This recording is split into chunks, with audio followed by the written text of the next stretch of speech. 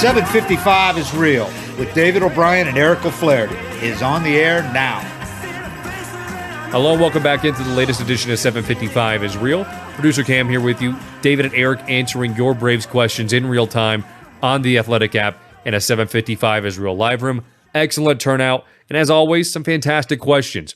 If you want to be notified when the live rooms are going to be hosted, make sure you follow David and Eric on Twitter at DOBrianATL and at UF34. Also, make sure to follow the podcast if you aren't already on Apple, Spotify, wherever you get the show, and subscribe to us on YouTube where we host our video live streams. You can also listen to the podcast ad-free on The Athletic, and The Athletic running a deal right now, $1 a month for 6 months for a subscription. All you have to do is go to theathletic.com/755 is real to take advantage of that excellent offer. In today's show, David and Eric answering a question about Marcell Ozuna. Does he have to be on the Braves playoff roster?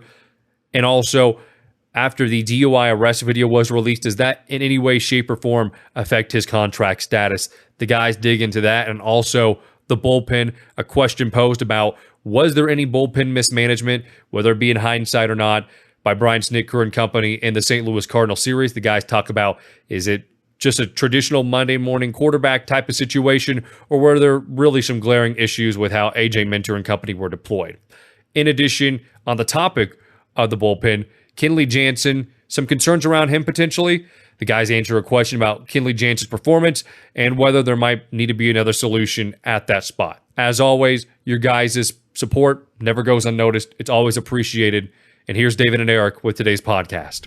Laura, what's up, Laura? Yeah, can you guys hear me? Yeah. Yeah, so the question I have is regarding the Marlins series at the end of the season and the implications that has in terms of the Mets not playing during that time. And so if we win all 3 games, do we gain a game on them? How does that work? It's a half game anytime the other team's not playing. So if their record was set and you played 3, you could pick up a game and a half. But the Mets aren't done. They don't finish before the Braves. Everybody plays up through the last day of the season. Everybody plays through the last day of the season. You might be looking at a schedule that wasn't updated with those 3 games added at the end, because everybody had 3 games added at the end that were lost in that first week that got postponed because of the lockout. And you might just be looking at a Mets schedule, the original schedule, which if you just looked at that, it would look like they were done 3 days before the Braves, but they're not.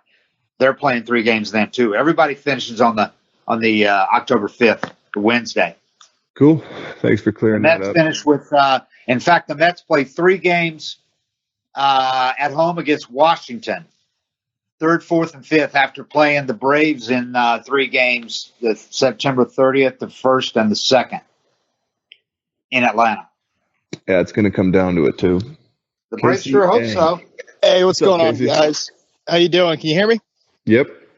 Yeah, my question was, I've heard some conflicting stuff on this, but we're going to be able to just leave Ozuna off the playoff roster without having to DFA him, right? Because to me, it looks like AA is going to want to see if he can get something out of him in the offseason. He's not going to have to be on that roster. Of course not. Okay. Yeah, they can leave anybody off the roster they want to. Gotcha. All right, perfect. Yeah, Thank you, guys. Problem. Yep. Thank you. Javar. Hey guys, I kind of got a bit of a random question. Later in the year, next month at the end of the season, we have our last trip to DC. Have we heard anything about the Braves visiting the White House? I know we had the whole big deal about them, get rid of the All-Star game last year, but it'd just be a shame if our boys aren't honored at the White House. That's all I got. I've never heard anything about it. They've been there, twice already, and did not make the trip. I don't know if it was, I'd have to go back and look, but I don't know if that was a particularly busy time for the president or if there was a COVID outbreak then, or I don't know anything other than they did not go. So, and I have not heard about them going when they do, but you know what? If they were going to go, they wouldn't announce it ahead of time probably, because the Braves, as you know, have fans from both both sides of the political spectrum. Let's put it that way. And they would just as soon be apolitical and not have anybody offended by any decision they make. And I'm not saying that's right. I'm just saying that's the way they are. Yeah, I think that's typically something you do, one of those first couple trips if you were going to do it. Yeah, I mean, normally you do it on your first trip into the city. But these are strange times, as we all know. Thanks, Javar. Very, very strange times. Robert G. How's it going, guys? Hey, what's up? I'm not sure if you guys had a chance to look at it, but I saw the full Marcell 40-minute video of his arrest, and I've seen a bunch of former prosecutors and police officers. I've looked at all of it. Yep. Yeah, it's entertaining. Yeah, it's pretty interesting. I'm not a DUI expert, but it looks pretty strong that he wasn't impaired. Just my opinion and their opinion as well. How much do you think this arrest, guilty or non-guilty, actually hinges on them releasing him? Could you see them just dumping it just because he's been so awful, or do you think it really I don't think it's going to have much effect at all. The only thing that it could possibly do is if he was convicted, maybe they have attorneys that would contend that a DUI alone, they couldn't do anything with his contract for that. They couldn't do anything with his contract for domestic violence plea. So, but I'm sure their attorneys would probably try to recoup some of that money if he was convicted of a second time, in a span of 15 months or whatever. I'm just guessing, but a DUI on its own, I mean, just because the players' union, the deal with the players' union, it doesn't allow anything like that to affect the guy's contract. As long as the only thing that can affect his contract is if he's unavailable to play. In other words, if he's thrown behind bars and can't play, and that's it. Other than that, basically, you can players are going to get paid. So regarding, I'm like you, I'm not an expert on this, but I would not at all assume that you can tell whether he is impaired or not by just watching the video, because as you might know, Georgia's drinking and driving laws are maybe the most complicated ones in the entire country. Yep. There's a DUI, and there's a DUI per se and a DUI. There's two different kinds of DUIs. There's a DUI, full-fledged DUI, where you blow a .8 or whatever, or you refuse to blow, and they hold that as evidence, and then they go to court, but go to a trial. But there's a DUI, I think it's a per se, if I'm not mistaken, that's the lesser one, and you can be convicted even if you don't blow a .8. Just because they smell booze on your breath and the cop determines that you were impaired and you were driving. I know what it is. It's called DUI unsafe, and a DUI per se is the full-fledged one. And that's the way I read the interpretation when I looked it up. But there's two different kinds of DUIs, and you don't have to be a .8 to be convicted in this state. I mean, if the cop smells booze on your breath, which he obviously did when he went to the window and he put the thing out, whatever, I'm assuming he smelled booze. As you know, it doesn't take much to smell booze on somebody's breath if they've been drinking. I mean, he could drink one beer, and if you're driving at a high rate of speed, the cop estimated 90 miles an hour in a 35 and going across the center lane. That's going to be pretty hard to beat, but then again, you and I don't have the attorneys that he can afford, so yeah. It seems like whenever he said I had multiple drinks, the stop went entirely different. You automatically have a pre-notion, Right. Yeah. Yeah. And then when he didn't blow, I know celebrities or people who can afford expensive attorneys are always told do not blow, but that can work against you in the state of Georgia with its laws and some other states as well, because that can be held as just your refusal to take the breathalyzer test can be held against you in court. Yeah, they can hold your license for a year or two, from what I've heard. Exactly. I'm in Virginia, so that's the same situation. So yeah, that's true. So but in answer to your question, I don't know. Ultimately, it's not going to. They're going to, if they release him, it's going to be because he's not very good. As Eric and I have talked about at length, like it or not, if Marcell Ozuna was hitting 300 with 30 home runs right now, most of the fans would gladly cheer for him still. I'm sorry, that's just the way it is. They might hold their nose while they do it, but they would want him on this team. But the fact that he's really bad or has been really bad this year, makes the two offenses like most people just want him gone. Yeah. The only thing that could happen is if this thing where he wasn't to get convicted of it or he gets off, it can up his value when you're trying to unload him. But like Dave said, nothing ups your value when you're trying to unload a guy like actually performing. So I don't see it making a drastic difference in how he's treated or what happens going forward, regardless of how it turns out. Yeah, I just think they'll get rid of him somehow this offseason. And their only hope is that he plays well, or does something between now and the end of the year, and I don't know how much with him not playing at all, that's going to be difficult to do. I think he's played one time literally in the last 15 or 16 games, one day. Yeah. Could you see them sending him to like one of those like alternate leagues or something over the winter to try to prop it up or something? And maybe that's a long shot, but. Well, they can't make him go. He could just say, I'm not going to play winter ball. Yeah, and he might want to play or try to up his value, but he might. It's a tough situation because it's going to be tough to unload him without the problems that he's had when you have a couple years left on a deal and you're struggling that bad. And it's a backloaded deal. Yep, and it's backloaded, and then you add in the things that have happened, and most teams are just going to look in other directions. Yeah, there's only a few teams I can think of that will gladly take a guy who's a below average hitter right now and who has a domestic violence thing on his record. There are some teams that will look past it because their fan bases will look past it, but the vast majority of them, the whole appeal is to a family audience and all that. So that's a tough sell to take on a guy who really hasn't performed for 2 years. I mean, he's hit like 213 with a low 600s OPS for 2 years now. Yeah. So, thanks, Robert. But yeah, he played the entire winter ball season last year, but that was when he was trying because he had missed most of the season, the suspension.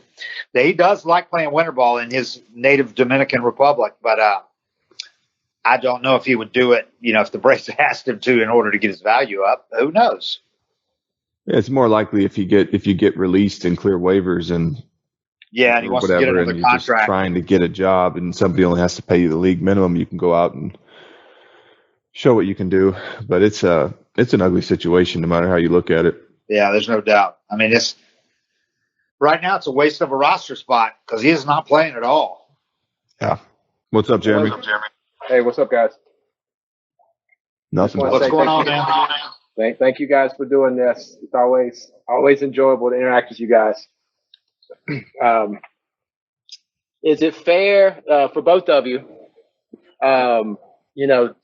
This weekend series, some bullpen management questions for Snit. Without like getting into deep theory, you guys have what were you guys' thoughts on like his usage in the first game and how it might have affected the second, third, and if you think it had any impact on the series at all? I think really seriously, anytime that a team loses a couple of games, anytime you can almost always nitpick a bullpen decisions. Yeah. Almost always. Because it's the easiest thing that a manager does to question. It's by far the easiest thing. And if those moves work, then nobody comes out and says, like, if they win the next 2 games, nobody questions using Mentor in that first game. Because then it's Snit making sure they nail that thing down and win it. But when it blows up in your face and he gives up 2 home runs, then it's like, no, he should not have pitched Mentor in that first game. So I always have seen this, and Eric has seen this as a reliever. He's heard this forever. I just think most of the time that's the easiest Monday morning quarterbacking that there is in baseball is nitpicking bullpen decisions. And right now, let's be honest, there aren't a whole lot of guys in the bullpen that are pitching great right now. And his choices to make were not real good.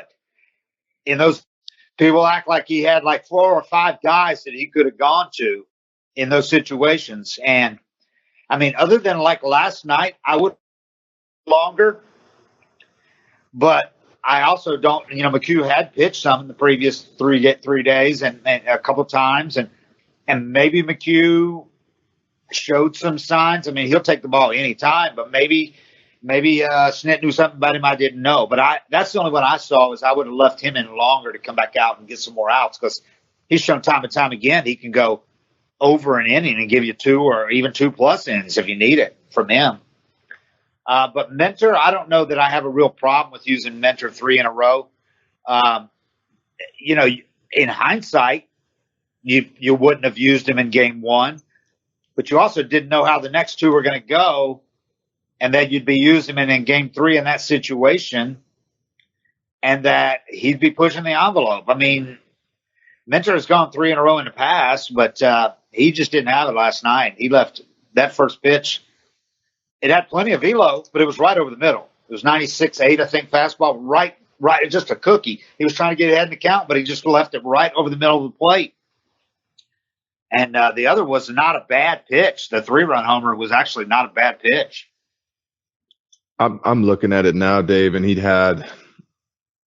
only pitched once in about, out of 5 days, 6 days. A lot of relievers, Mentor. Yeah. A lot of relievers don't like having 4 days off, 5 days off, and then pitching a big inning.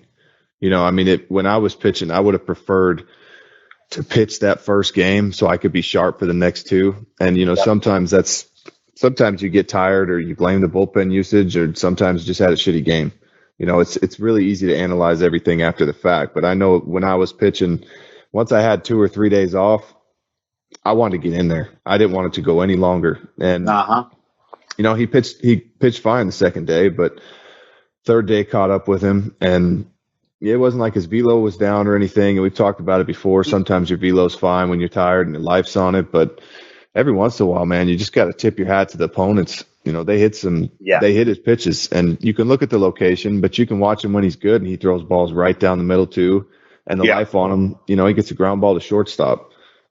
It's really easy to nitpick these things, but we're not having this conversation if they get it done. Nobody's looking back at some spurt in early July where everything worked out and Minter went 5 out of 7 or something like that. It's just after the fact, every single time it kind of falls on the manager. And that's just something Snit has to be okay with, because no matter what move he makes, he's going to get criticized when the team doesn't win. And if Minter had 4 days off or 5 days off, then he's kicking himself over not getting him in there for one and him having a rusty game. So everybody says it's the hardest thing for a manager to do is to manage the bullpen. And I agree with that 100%. Yeah. I'm looking at it, and unless I'm mistaken, it was the first time that he's gone 3 times in 3 days. Yeah. He's gone 3 and 4 a lot this year, but not 3 straight days. So, and now maybe he's seen what happens on the third day, and maybe Snit avoids using him in 3. But maybe you also want to try him, and see. Well, he's going to have to do it in the playoffs. You have to see how you feel doing that. Right. The first time you want to do it is not in the postseason, right? No. You don't want to just, let's just go 3 in a row all the time, because then you're burnt out in the postseason, but you got to start mixing it in. Right. And the other thing is this bullpen is not as deep as we thought it was going to be right now. It's not 6 deep like it would be if Tyler Matzik was at top of his game. He's not. If you had, Kenley was obviously not going to be available after throwing so many pitches the night before. So I'm sure you were going to use Iglesias to close last night. And you're just not as deep with the other guys. Dylan Lee's not pitching. He had a good game. I think last night he had a good one, but he's had some bad ones recently. Jackson Stevens, that's a big blow. He wasn't pitching nearly as well as he had early when he was the horse. He was one of the 3 main guys early on. Yep. But he's been struggling, and now obviously he has a concussion, so he's on the IL. But my point is that you've had some guys that really carried a heavy load early on that right now are not really big factors in high leverage situations. So you're kind of limited in the guys you can go to in those high leverage situations. So, like I said, other than using McHugh, I would have left him in longer last night. But like you pointed out, you're going to want to use Mentor like you did last year in the postseason. You use those main guys in every win. So you're going to want to need it. You're going to need him in 3 straight games a couple of times, especially with that second travel day eliminated from the 7-game series, 5-game series. There's going to be a lot more games played without a day between them. Like the last year, you had more days off than you're going to have this year in the postseason. So you're going to need your horses to be able to carry the load. Yeah, they're going to have to. They're going to have to be able to handle those 2-3 in a rows, and 4 out of 5s. And Mentor had only thrown, by the way, 10 pitches the night before in that inning. I know it's getting up, getting down, and all that, warming up and everything, but he threw 10 pitches for what that's worth. That's worth a lot. It's better than throwing 30, which if you threw 30, you're not pitching. Like Kenley the night before. Yep. All right. Gordon W. Gordo, let's go. Sorry, guys. I muted myself. Hey, Eric. My son was a pitcher in high school, and I was always afraid of those comebackers. And when I saw Jackson Stevens, man, it just scares me. And I wonder if you ever had anything like that. And what do you guys think it's going to take before somebody comes up with something that can protect, maybe built into the hat or something like that? Well, they tried the helmets. They looked stupid. I know. Yeah, and I don't think any pitcher had any confidence, in himself throwing with those things on. Colin uses one. Colin uses that little piece that they have, the Kevlar piece. He does. Okay. Yeah, but he showed it to me the next day, and that thing is hard as rock. It's what you use for a lot of motorcycle protection, pads and stuff on motorcycle gear. I mean, it's a great device, and it's not like the other one looked like a bubble on the head, and the only guy to use it was that Mets pitcher. This thing, you can't even tell it's in Colin's hat, but it also doesn't wrap around. But the crucial thing is it protects that softer side of the skull right behind the front. There's if you push your skull, there's a soft part on the side a little bit, and this thing protects that. So it kind of goes like when you buy a new hat and it's got that piece of cardboard in the front. Just slips right in there. That thing that holds the crown up, that, you know what I'm talking about, that little piece of cardboard. This is a piece of Kevlar that fits in there just like that piece of cardboard does. And you can't even tell it's in Colin's hat. So I'm surprised more pitchers, I'm surprised all pitchers don't use it. He showed it to me. It slips right out and you put it right in the sweatband. He said he didn't know if it would have protected him, though, where Jackson Stevens got hit, because that wasn't, fortunately for Jackson Stevens, that wasn't on the front. It wasn't flush. It was kind of to the side a little bit. Yeah, I mean, it's scary. I took one off the butt in high school that bounced all the way back over the dugout. I took one at a tournament in Texas. I took a few in pro ball off the shins and legs. I mean, it's incredible how fast you can react when it's actually going to hit you in the face most of the time. But there was a few. Adam Dunn hit one off me, and it was like the ball was in the outfield, and then I heard it. It's like in the amount of air it's displacing and how fast it's going. It sounds. I've always said the ball sounded like it was the size of a beach ball when it went by, because it was just going so fast. But yeah, I don't know. I mean, I don't know what they could do to protect it, minus some kind of head protection like you're talking about with Colin. But other than that, it's kind of just anytime I threw a fastball down the way to a pull hitter, I just got my hands up. Yeah, I mean, there's not going to be anything to protect the face. I mean, the orbital bone, the cheek, and all that. I mean, you just got to hope you can get your glove up like like we've seen a lot of guys do. In time to, like you said, it's amazing how quick they can react sometimes. But some guys are not in a defensive position at all. Some pitchers, when they're follow through, those are the guys I think are really someone's going to get killed. The ones that are kind of falling off the mound. Yeah, turning. And for me, I would throw a fastball down the way to a righty, and as it left my hand, I knew it was in a spot. If he's trying to pull, it might come up the middle, and my hands would start creeping up. So sometimes you'd throw a called strike, and you got your hands in front of your face like it's about to get torched. And it's just instinct at that point, because you've thrown enough and seen where those pitches go against certain hitters. But yeah, there's other guys that, especially if you're overconfident, or you're throwing 100 miles an hour and not expecting anybody to hit it. Yeah. The ones that drilled me, I threw Sin-So Chu a fastball in, and he stayed inside it and hit it up the middle, and it completely caught me off guard. I didn't have my hands anywhere. I was just chilling, because it's either with that pitch, it's normally either pulled or a jam shot, and he barreled it somehow inside right up the middle, and it hit me right off my hip bone and bounced to Simmons, and he made the play. But it's kind of, you got to think it's going to happen and be ready for it, or you could get smoked. Spencer Strider, one of the 100-mile-an-hour guys you're talking about, very athletic and quick, so he probably have a better chance. But we asked him, because he was the starter that night that Stevens got hit, and he was in the clubhouse when Jackson came in, and Jackson was in good spirits, so he's kind of able to joke about it. But Spencer said, that's like the 0.1% of plays that really scares you in baseball. Yeah. Snit was saying that's one of the most sickening things that you can see on a field, when a guy gets hit, that sound when he hits their face. Yeah, I remember Soriano got hit in the head by Vlad Guerrero, and we could hear it out in the bullpen. Yeah. Remember when Jojo Reyes got hit? I don't remember JoJo's. I might not have been there yet. No, who was the lefty? Who was the lefty that became the video guy for the Braves? And he's still pitching in Mexico. We just saw him the other day at the ballpark. He's like 42 now. Chuck? No, Latin dude. Really good guy. I'm not sure. He got hit in Houston, right in the forehead. We thought he was. Oh my God, we were scared to death. We thought he was out cold, and he got up and he was fine. He didn't even get a concussion. He might have had one, but they didn't do the whole concussion protocol back then. Yeah, it's all about where it hits you. There's some hard spots, and if it's a grazing blow or you're kind of able to angle yourself or get out of the way, you might even get an out of it because it pops up so high. But yeah, it's a scary thing. I tell you, man, you ever see the bruise on Jackson Stevens' head? It's a bruise, but it's also a scrape, like you scraped your knee on the street, because the ball hit him at that angle where it scraped the skin off. Yeah, man. Really weird.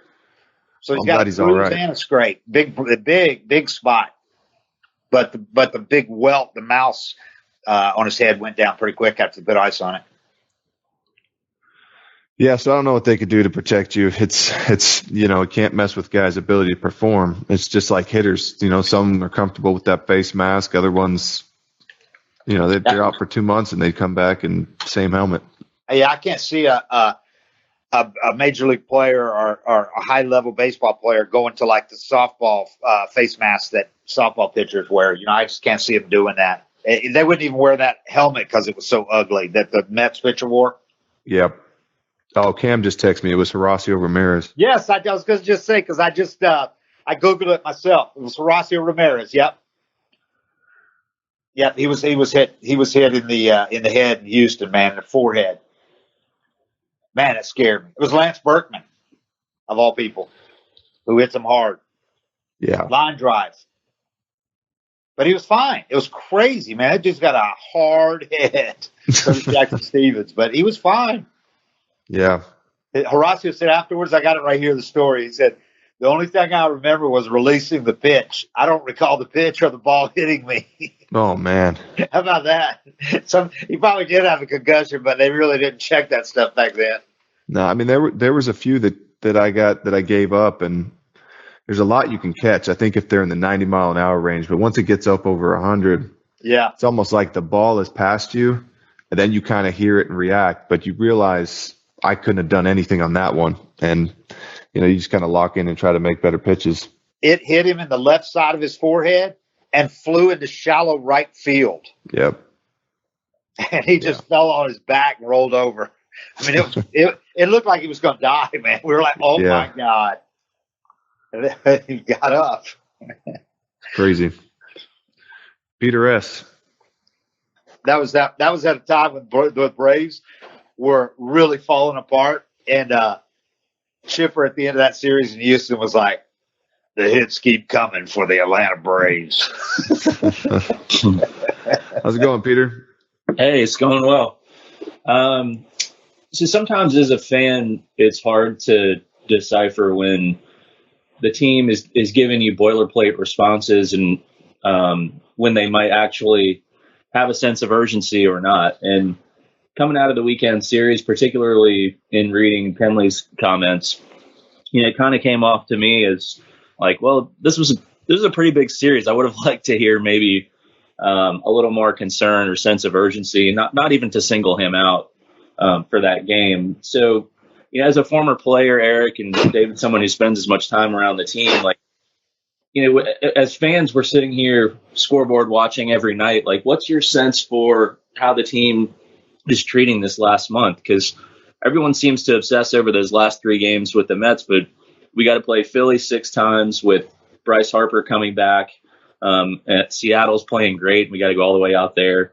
So, like, what's your sense for how the team is viewing this last sprint? Because really every game's important, but it can be hard to read between the lines when we hear these post-game comments. Well, let me offer my opinion, and then Eric can give a more relevant opinion probably as a player. But from my view of this, and being in the clubhouse and overhearing conversations and talking to guys on and off the record, fans don't understand that players play 162 games. They can't get high and low and act like, oh my God, we should have won these. We've got to come out of here and win.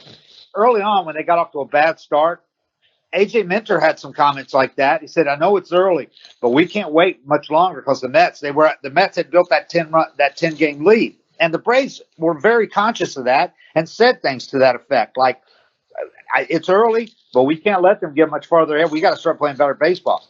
Well, they're playing better baseball right now. They're playing good baseball. They've still got the best record in the majors since June 1, if I'm not mistaken. So my point is, you can't get so high and low on each game just because the fans are upset or because, because you're 2 games behind the Mets or 3 games behind the Mets. You really can't. The reason that the Braves were able to win last year is because they had that even keel. They never panicked. They made their run in August and September. And I know people are going to say, well, they can't count on doing that this year. I'm not saying they should. I'm just saying the reason that they've been so good under this manager is because they maintain that even keel, and Bobby preached it too. So you can't maintain an even keel, and at the same time, after you lose 2 games to the Cardinals, which you could have easily won, you can't get all upset and go, well, we blew it here. Now we've got to come out and take care of this homestand. I mean, there's nothing to be gained for a player to treat it like a fan and get all upset, because they got to come back and play the next day with a clear head and the same approach they had the day before. They're not going to play harder. They can't go out and play harder. It's not football. You can't go out and try to hit someone harder because you lost the game. Eric, go ahead. Yeah, I mean, emotions will destroy you in baseball. Guys in pro baseball that can't handle failure or get too high and too low, they're not pros very long. Coming all the way up through the minor leagues, you're constantly training yourself not to ride the roller coaster, to just be stable and steady every day, because it is so many games. If you're playing football and you lose on Sunday, you can have a 2-day meltdown over it. You can sulk, you can not be yourself. And those next 2 days might be practice days or a travel day or a day off. But baseball, you got to come back ready to go tomorrow. So you almost train yourself to have as little emotion as possible. And it's not that you don't care, but you have to downplay everything or it's going to eat you alive. So if you're a relief pitcher and you blow a game and you show up to the clubhouse hanging your head, sulking, going through everything half-assed, that the phone's going to ring again for you today. So you're just getting, when you get those quotes, they're not just BSing you. They're kind of telling you how they're trained and how they have to think to be able to succeed with that many games in a row. And, I can attest that anytime I took the game home with me and I came to the field, or I woke up the next day hanging my head, still thinking about the 3 spot I gave up last night. I mean, you take that right into the game with you again that night. And I had terrible seasons. Almost every season you look at, minus maybe 1 or 2 years where I had physical ailments, but the seasons that you look at that I was really bad, it was my head. It wasn't anything physical. And that's kind of, when you get those quotes, you're just getting a look into how these guys not want to think. Your emotions tell you, fuck, that was a terrible game. I blew it. Yeah. How they have to think, right, to be able to succeed and keep coming back.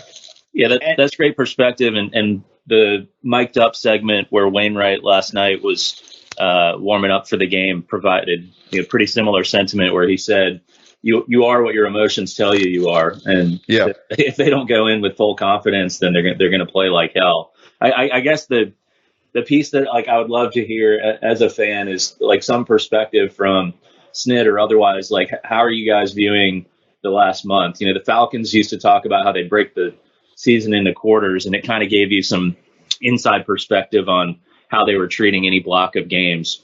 And so I guess just, it's, as like a passionate fan, you want to know as much as you can about what they're thinking, how they're viewing each series. But I get it. A lot of it's for their own psyche that they need to stay in a stable place game over game. Snit has said it. If he said it 5 times, he said it 1,000 times. His mantra has always been, especially as a major league manager, do not worry about the future. Do not worry about the past. Worry about today's game. He said, because we can't control the future. We can't do anything to change what happened yesterday. So worry about today's game. And it's suited them quite well. I mean, and what Eric was talking about with emotions, I think the extreme end of that is the closer. He has absolutely got to be able to turn the page. So I thought Kenley Jansen's comments, I thought were a reflection and a real peek into why he's been able to do this longer than almost anyone else in baseball. Because most closers think about all the heat that was on him in L.A.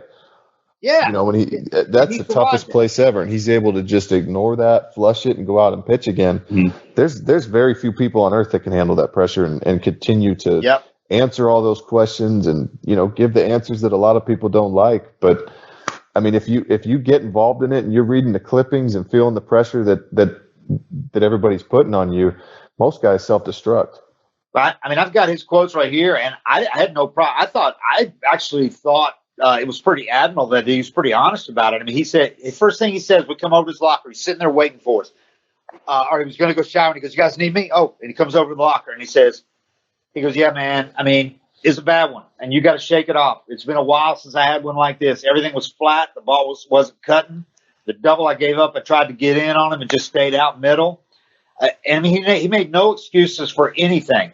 But then he said, don't worry about it. Just tomorrow is another day. That's the beauty of this game, that I get to face the same hitters again tomorrow and get back to work and get back on track. So this one, it sucks. It always sucks. But you just got to let it go. I mean, I don't think that anything other than that would be a problem to me if he wasn't able to turn the page, because then you're like, okay, he's not going to be worth shit tomorrow if he's going to wear this and sulk about it. And as far as Snit, I had Walt Weiss tell me, I asked Walt what it's been like being the bench coach for Snit the last few years. And Walt said, because Walt managed in Colorado and was forced to resign or, had a falling out there.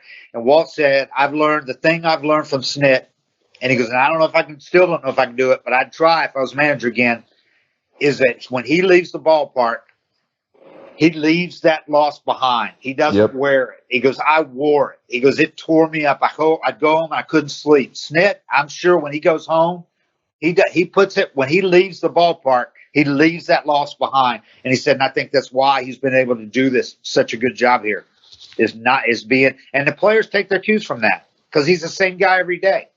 Yeah. Yeah, it's the hardest thing to do. I mean, it's hard to think that the guys don't care, and they do, but you have to let it go and you have to move on, because it's too many games. It's too much emotion. It's like I was saying, if it was a 16-game season and you were playing once a week, you could afford a couple days of emotion and handling it that way. But in baseball, you have to flush it, be done, get a good night's sleep, and wake up the next day.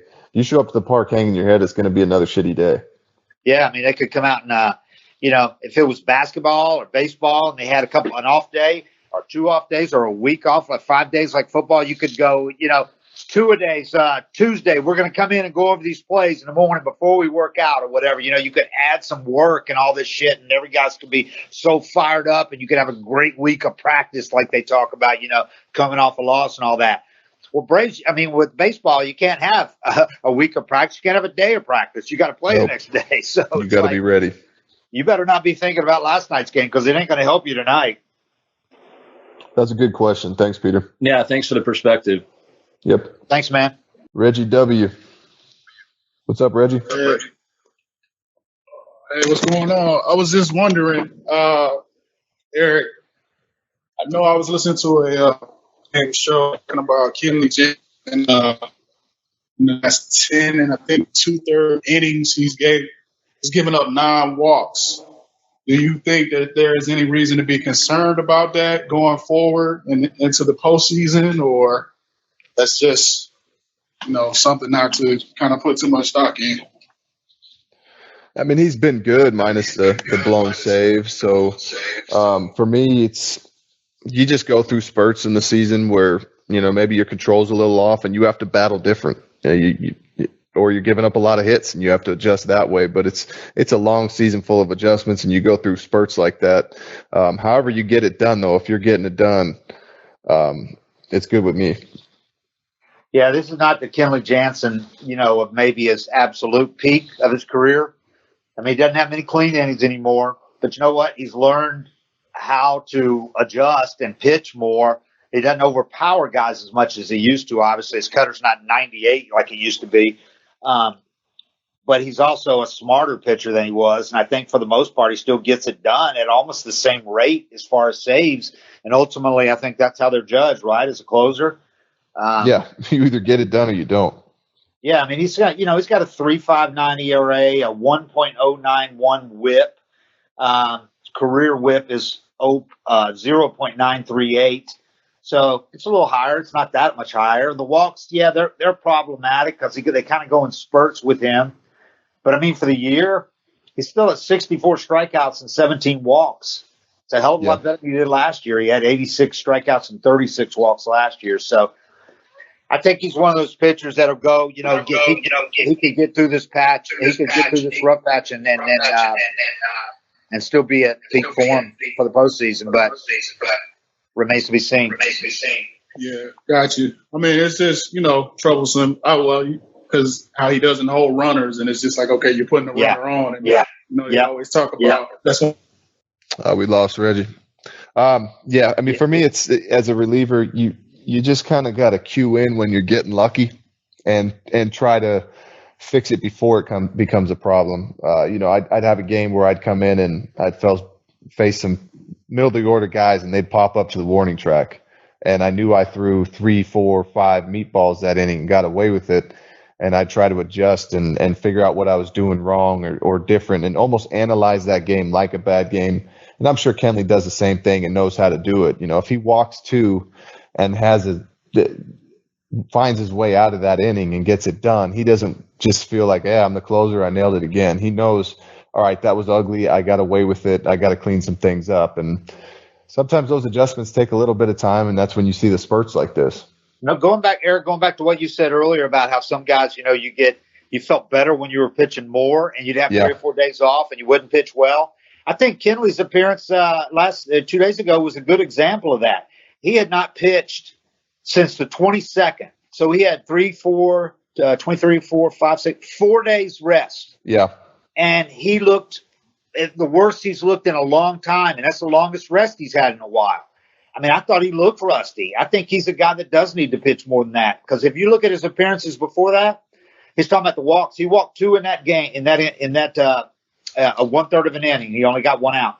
But in his previous 1, 2, 3, 4, 5 previous 4 appearances, 4 innings, he had 6 strikeouts, no walks. He hadn't walked anybody, and he pitched on the. He had one stretch there where he pitched August 12th, 13th, and 14th. He pitched 3 straight days, and he's 34 years old. Pitched an inning, a scoreless inning in each of those games. Only gave up 1 hit in 3 innings. Yeah. So I mean, I think with some guys, it's kind of, you got to kind of find where they are in their career, where they are this year, and how can you pitch them 3 nights in a row, and are they going to be better? And in his case, he sure was a lot better when he was pitching a lot more than when he got those 4 days rest, because he looked rusty to me. He said everything was flat. Just didn't, his velo was still there, but everything was flat. His cutter wasn't cutting. He couldn't locate it. Yeah, and sometimes it's just a little bit of timing or a little bit of something that's just not quite right that day.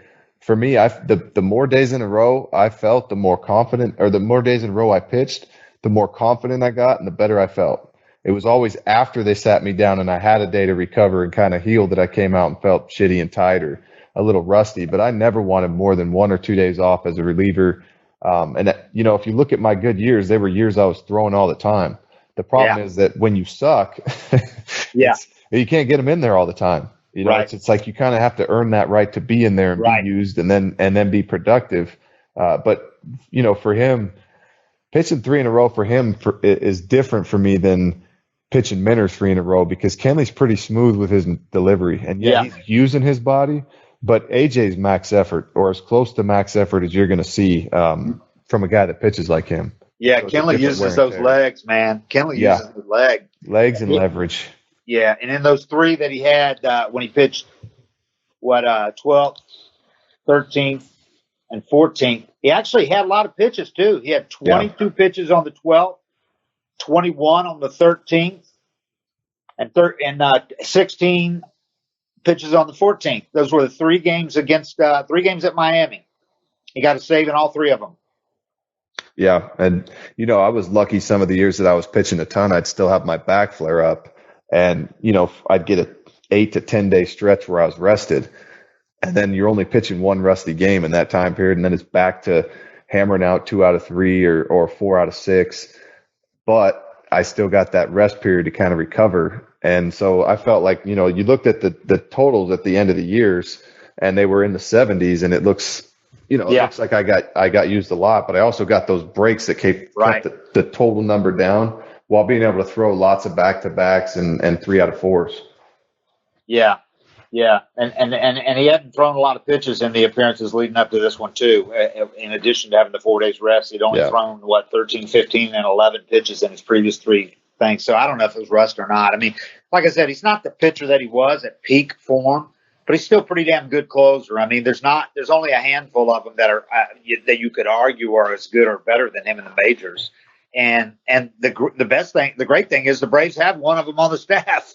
So that's the luxury they have that very few other teams are going to have in the postseason, is if they need to go to Marcell Iglesias as the closer, they can do it. If they need to have Minter close, they can do it. But Iglesias has done it, and been a closer and been a damn good closer. So they do have some depth that other teams would drool to have, would love to have. And it's just they don't have the kind of depth that they had last season right now, at least, where they went like 6 deep, and had rest days in the postseason. So they're going to need Kenley to play a big role. And they could get that depth back if, Matzik gets hot or things start kind of clicking for a few other guys. It's still a really good pen. I tell you what, man, Odorizzi, that's a potentially huge development. He's had 2 really good starts in a row since he cleaned up his delivery, really simplified it, and fixed the direction to the plate. I mean, he had a no-hitter until 5 2/3 last night, and the one before that against Pittsburgh was really good. I know it was only a Pirates, but that's back-to-back good starts for him.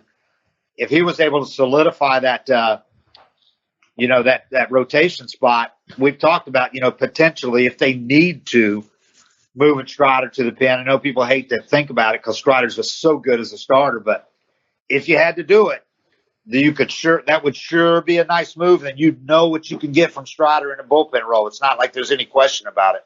Yeah, you can't buy much more bullpen depth than that. That's right. 2 innings worth at the right time. That's teams have ridden that to the World Series. And that's going to do it for today's show. Thank you all so much for listening. Again, if you'd like to be notified when we do host a live room, make sure you're following David and Eric on Twitter at DOBrianATL and at UF34. Also following us on Apple, Spotify, wherever you get the show, and as well as subscribed on YouTube, where we'll try to make a note of when we'll put together these live rooms. As always, thank you all so much. We really appreciate the time, and we'll talk to you next time. 755 is real and out.